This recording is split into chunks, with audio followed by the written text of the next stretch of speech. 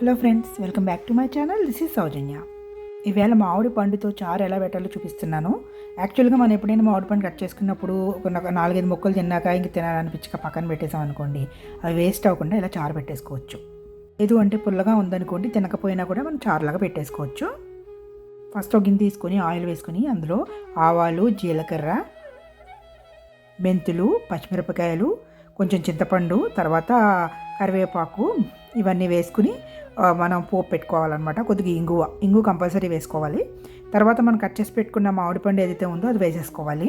మీకు కావాలి అనుకుంటే ఇలా పేస్ట్ లాగా నొక్కి వేసుకోవచ్చు. నేనైతే ముక్కల్లాగా వేసేసాను. రసం మామిడి పళ్ళు ఉంటే మనము కావాలనుకుంటే దాన్ని పిండేసి రసం తీసి కూడా ఇలా చారులా పెట్టుకోవచ్చు. నేను ఇప్పుడు సాల్ట్ యాడ్ చేశాను అందులోకి. తర్వాత ధనియా జీరా పౌడర్ కంపల్సరీ వేసుకోవాలన్నమాట. 1 టేబుల్ స్పూన్ కన్నా ఎక్కువ వేసాను. నేను 2 పెద్ద గ్లాసులతో చేస్తున్నాను రసము, అందుకని 1.5 టేబుల్ స్పూన్ వరకు వేసాను ధనియా జీరా పౌడరు. ఇప్పుడు తర్వాత నేను షుగర్ యాడ్ చేస్తున్నాను, 2-3 స్పూన్ షుగరు. యాక్చువల్గా బెల్లం వేసుకుంటారు, బెల్లం లేనప్పుడు తప్పదు కాబట్టి వేసాను. యాక్చువల్గా బెల్లం లేదు నా దగ్గర ప్రస్తుతానికి.